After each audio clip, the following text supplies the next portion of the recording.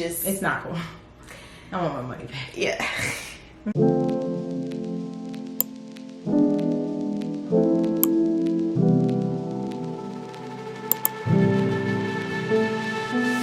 Hey, it's Janae back with another vlog. If you're new here, welcome. Turn right, if you are returning, then turn left onto South.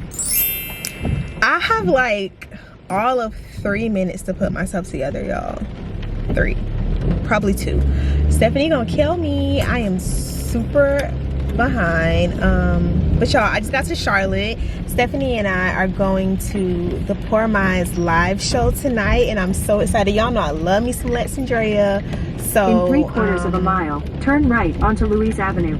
I just drove in for the show. Looking a hot mess. My edges all over the place, but I'm gonna get myself together quickly so we can go have a good time, you know. What was I finna say? This will be my second time seeing Lex and Drea in person. Like, the first time I saw them, they were hosting something, so that it wasn't like the show, but this time this is actually the show. So I am very, very excited. Y'all know I am a part of the Poor Crew and have been since forever, since Wind Down Wednesdays. So I'm super, super excited. And yeah, I'm also excited to see Stephany and see Cadence, because it's been too long, you know.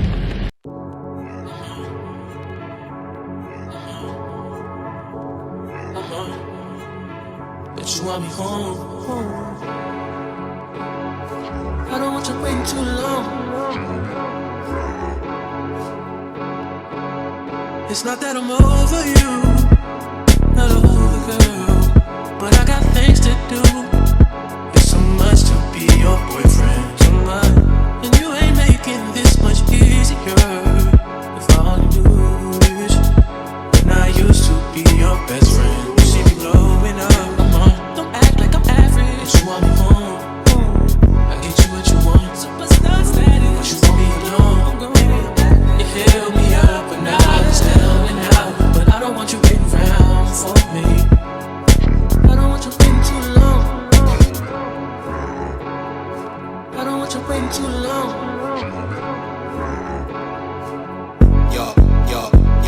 Yo, see I'm a star. Look at me from afar, halting me down to earth. When you nesting on Mars, you comment on how I move. Space to a soul, but I'ma tell you the truth. Shit, now when I'm gone and I'm wrong, run the globe for 3 months. Pressed without each other, like seriously. But no, she really came here for Poor Minds. I came here for Lex, Drea, and Stephany. Yeah, but first of all, you see how she said me last, right? Only because, listen, y'all, who am I with though? Right now. Not my braid coming in. I told you these gotta. You are so. Oh my god! I have never. That's not. Wait. That's the That's the focus. That's the little focus square. She'd be waiting for a reason to pull these braids out of her hair. And this weekend, so freaking cute. This weekend, the braids are coming out this weekend. I would say let's freaking go. You wanna go hot yoga? I don't have no yoga clothes. You acting like I don't have no yoga clothes. You're right. I'm not. We just say you want to sit down. Just say you would like to sit, and that's fine with me. I would say Patrick's Day, we'll just have a seat. That's fine. Y'all, Stephany is rich. I've never seen one of these glasses in person. Amazon. She makes her own matcha. Oh yes. She made me hot tea in a very deceiving mug, by the way. This does not feel as hot as it looks like. I mean, as it really is. But what kind of tea is this? I want to show the gross. Because it smells like it's the tea that I put it on my vlog before. Oh, okay. Oh, and your favorites? Yeah. Or your collective haul? So, this is the tea that she's drinking. This tea right here. This tea. Tea by Tail. Exhale. I am very puffy. Yeah. Child. It's been hard. Let's recap. Not to interrupt your depressive moment, sorry, but let's recap last night. Hold on, let me push this back, because she's vlogging on her camera, I'm vlogging on mine. But, hold on, let me push it back. So as you guys know, we are fans of, I'm a fan of Lex and Drea via Janae, who's put me on to Poor Minds. Love the girls, yes, love the girls. Love the girls, we love the girls, we love the girls. But there are a couple of things that we would like to say. So last night, March 16th, we went to their live podcast. You know, so that was at the Comedy Zone here in Charlotte, and this is their second stop, third stop. This is their second live show On their tour. They were in Nashville not too long ago though. But that was their first ever live show in Nashville. Yes. So will I cut them a break? Because sometimes you need to do something more than once, more than twice, for you to get a real feel of what to do. You know what I mean? But the very first thing I'm going to say is, because you're good at X does not mean you're going to be good at Y. Do you know what I mean? Like, some people are so, like, let me tell you, okay, I'm going to put him in like terms for me. I am an ideas girl. Like, I'm really, really good at like, okay, here's how you could present this. Here's how it would be like I'm a general manager. I'm not a worker. Okay. Like, I'm not like, don't execute. You like to project manage. Yes. Like, when I was like, oh, I'm gonna be a lash bitch, like, or whatever, right? Stephany used to do lashes. Please, girl, I put one lash on a lid and was like, this isn't for me. It's not. I don't really deal well with like customer adjustment questions, like peer to peer. I don't like revisions. I don't like that. So that applies to like me with like social media management, specifically why I don't do graphic designs anymore. I used to do graphic designs, y'all, but I don't do it no more because I don't like rounds of revision. Because it's like just do it yourself. Meanwhile, I'm in like a revision battle with a freaking company right now. Yeah. Like, I told you about my last vlog, like my partnership, like that's the dark side. Like, the revisions chokehold, like it's ridiculous. Yeah. But I did just learn, okay, we put this in another video on a little influencer vlog or something, you can add a no revisions clause to your contract. Did you know that? Oh, I didn't know that. I guess you can tailor a contract to fit To your whatever. needs in general. I want to work with brands though. Has to carry down. The brands be clamoring down her goddamn back. She don't listen to her. I want to. I want to do more like sponsored content and stuff. I'm just like, let's put it out there. So can you just say it, but with like a little bit more, it's coming to you? I will do more sponsored content. Yes. More partnerships, brand partnerships and such this year. Thank you for the specificity. Yeah. You got to say when you want it to come in. Mm-hmm. Yes. We got to write that down. You know, we need to post it. We need to post it. Yeah. I'm going to post it. We're going to do that. That's the method. You got to say it. So that way, you know, you open yourself for it to come to you, and then you write it down, put it where you can see it, and it'll happen. Watch. I bet it'll happen.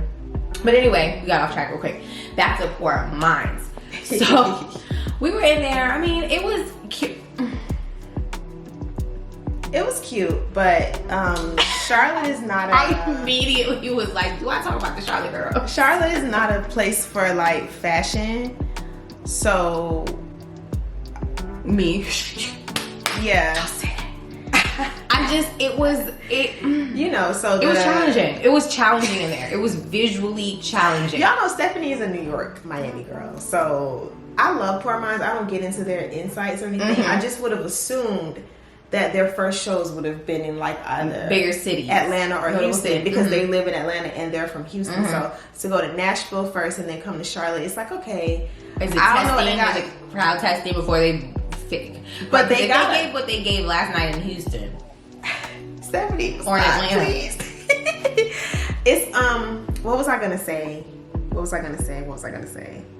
That why am I we losing were my surprised. It's too early. It is. It's not, but it's like, why am I doing this? It's 10:16. It's early enough. You were saying their demographic surprised you. Like, we would think. No, I was gonna say they do obviously have an audience enough to where they sold out. Like, they sold out both shows in Nashville. So they had 2 shows in Nashville. Because the first one sold out so fast, they had to do a second one, which is the same thing that happened here, except they announced the second show like way, like probably a few days. Yeah. I don't know, like it was like, yeah. So I'm like, they're selling out. They're selling out. So, you know, the girls obviously love them. Like, I stand Lex and Drea. I just don't know if I would see them live again. They gonna see this and be like, I hate you, bitch. I know. And what? Fight me. Whatever. It's what they give live is very different from the podcast. Very and much. Like, I just thought we were going to go to a live recording of the podcast because that's what I normally see when I see podcasts like go live. So they're taking a different approach, which is cool, but it's not cool. I want my money back. Yeah. Luckily, it wasn't too expensive. It wasn't too expensive. I thought it was very fairly priced. Like, I love a girl who knows, you know what I mean? Like, don't offer me like Michael Kors and charge me Chanel. Like, do you know what I mean? Wait till you get to Chanel and wait till I say that you're at Chanel, and then I will pay for the prices. But so I wasn't pissed. Like, I didn't feel like I lost money, but I surely was. Yeah, I surely was like a little disappointed in what they were doing. But like, what I get what was disappointing or just unexpected, which ended up just falling flat. I wouldn't say it was disappointing because it was still an experience. You know, we still chuckled, whatever. But what fell flat was that, you know, as Janae was saying, that it was not like the it didn't follow what they do on like on the podcast. Like, it wasn't like a topic and then they're discussing it and like, you know, giving their opinions about it. It was literally like three to four segments. Yeah, it's more interactive. So they want to call guests on stage and play games and stuff like that, which is a cute idea on screen. I am gonna say this. I did watch, because I'm on their Patreon, so I watched the Nashville show. I'm that kind of fan. Extra to watch it. I watched the Nashville show on Patreon, and watching it on the screen is like, oh, that's fun. Like, they have people on stage. But being in person and seeing it, because it's like, I can't hear everything that's going on. I can't see what's going on, because we're at the Comedy Zone, so we're sitting at like tables with people. Like everybody's equal having tables, like sidebar conversations. Yeah. So I just would have preferred to just like, and like, I see them. Yeah, it's like what I said too. Just because you're great at X, like when you're, you know, it's just them two. They're having a camaraderie. They go off of each other. They understand their jokes to each other, and you know, even when there's like that dead silence between them because Dre don't know how to react to Lex, there's like, it just still works for them. But like when it was live, like you said, there's so many things that you really have to be a great stage presence, and not only on the stage, but you have to know how to really get to your crowd. You have to know who you should call up and who you should not call up. Like, just because they raise their hand does not mean they should come up, because it's like, girls is talking like this, the mic over here. And to be honest, you almost have to plant stuff like that. Yes, you do. You have to be strategic. I feel like you gotta, and who's to say that wasn't planted? It couldn't be. It couldn't be. Because we do want authentic experiences, obviously, but you are also providing you're putting on a show. Yeah. So you may have to like plant people in the audience or to bring them up pre-plan so that you guys things can like take the questions ahead of time. You could tell people had lost so much like focus. Everybody was distracted. I'm not even gonna lie. Like, everybody was just doing other things. It was just so much. If you were not in that one little section right in front of the stage, like you were into your friends. And I guess it's a cute girls' night, but they weren't holding. I came to see the people on the stage. Yeah, we went to dinner for that, and we did go to dinner. Yes, it doesn't take away from the podcast. Again, like, I love that podcast down. Yeah, their last two episodes are really funny, really great. With Wall Street Trapper, I did like him. I really enjoyed that episode. Yeah. I did like him. I learned some stuff about like trading. I was disappointed a little bit in Drea's views of 9 to 5s and her thinking. She subscribes to that mindset of everybody has the same hours, and it's like, I remember the original conversation they had about that, but I'm really, really happy to see that Let's like stood her ground. Yes. Let's pose the question: do you think a 9 to 5 is a hustle? I think a 9 to 5 is a hustle. I do. Yes, I think a 9 to 5 is a hustle. And I think a 9 to 5 is the hustle that should fuel your side hustle. That's what I agree with her with. I absolutely think that's what it is. But I do think a 9 to 5 is a hustle. Like, some people, that's the other thing too. This is really great that, you know, especially the African American community and especially African American women, we are leading the charge in entrepreneurship and, you know, getting to it. But it's like, I don't think all Black women are becoming entrepreneurs out of like, this is what I always wanted to be. It's, again, we are the ones who are also at the forefront of our families. Black women are out earning by being entrepreneurs. We are literally being forced to be the head of household. Financially, we make the money, right? Like, because we have the most degrees, we have the most whatever, we are the most qualified. And yet, when the job market fell, Black women lost 100% of the jobs. So it's like, we always have to make a freaking way, regardless of the disrespect, regardless of the pennies on the dollar that we're making, we always have to make a way. So I think that when people are like dissing a 9-to-5, they assume everybody wants to be working for themselves. Everybody wants to get it out the mud. Like, cause a hustle is that, like a constant freaking hustle, and it will tire you out just as much as a 9-to-5 will, if not more. How many times are we up like at 2 a.m. like, girl, my eyes twitching, but I have work to do. And you know, whatever. And again, a lot of the work really do be for later ROI, later repay, maybe or maybe not. So it's like, not everybody wants to be an entrepreneur, and that's okay. That is okay, because like, just because you don't have a side hustle doesn't negate you from being a hustler. Because at the end of the day, it's lifestyle and freedom that people are chasing. People go to work because they have to, not because they want to. In a lot of cases. In a lot of cases, but some people like that structure. Some people enjoy the work that they're doing. And some people want health insurance. Like at the core, like there are just certain things we need, like because you hustle for what you need, not for what you want to be, you know. Thank you. Clear. I agree. So it's like, I need health insurance, I gotta get a 9-to-5. I'm hustling for health. If you have children, if you have whatever, there are benefits that like a 9-to-5 provides that your side hustle or your entrepreneurship may not provide in the beginning. Yes. So absolutely. So it's like, you do what you have to do until you can do what you want to do. To get back to the question, a 9-to-5 is absolutely a hustle. I agree. Period. I agree. And Drea was just saying that it's not, because you're not grinding. And it's just like, just because I'm on these people's clock doesn't mean I'm not grinding. There are commission-based 9-to-5s where you have to work a little extra harder to get a little more money. So you are grinding. People who are in sales.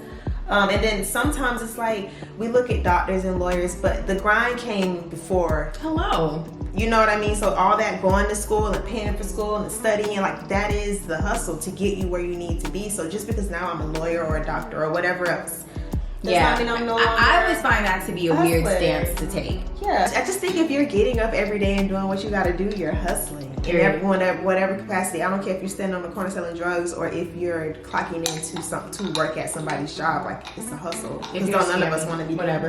Yeah. Not if you scamming. Being broke is subjective. Because everybody don't want a whole lot of money. Like, let's be real. And my camera said. Shockingly enough, sorry to report. You know, like, everybody, I don't think everybody really want to be like, I can't say everybody. That's a lot of people to account for their type. But there are a lot of people who don't desire like a life of like access and luxury. Point them out. Who doesn't want luxury? A lot of people. What they want? It's just the passing of these. I don't know. I think the only times where I will agree with like counting somebody else's pockets or labeling somebody else is men. I would count men's pockets in the sense that when people do say like broke people should not be having sex, or broke should never laugh. Broke people should never laugh. Things like that, absolutely, because I do find it. Broke people should never laugh. It's so funny. And you know, especially who. Kiki, but you know, especially who that quote is to. And I do agree with that, because the only people who I find so comfortable being poor and plain in your face,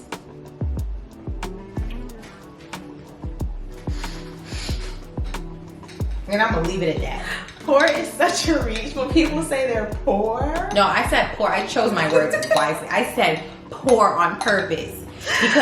Because can't afford anything else but audacity. Bitch, they be on credit with that. And I'm like, I'm confused. I really do feel like being broke is subjective. Sometimes. It's like somebody managing a store or working at Starbucks could be making their dream salary. We don't know that. But to someone like Drea who said broke, everybody is broke who's not a millionaire. Being But it's just very like, one what lens. if I can fully, comfortably afford my life? Yeah.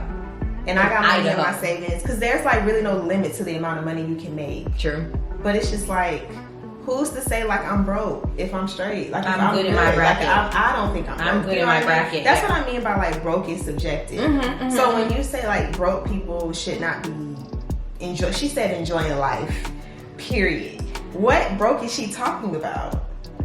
Because there are, and she was referring to men. Obviously, there are men who cannot afford the life that she wants, And they should not be but enjoying. that means that they're broke. But it's just like a man not being able to buy you a Chanel bag.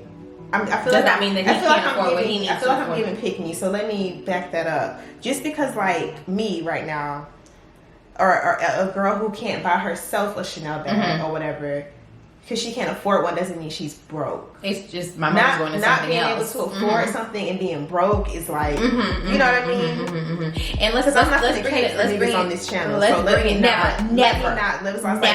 give a male example. Never think we're going there. But the other thing, oh man, I just lost the oh yeah, but the other thing is that, you know, they get confused and they, you know, take it however you may. This may be you, or you may know someone like this. Being able to purchase something and being able to afford it It's two different things. It's damn near three different things. Ma'am.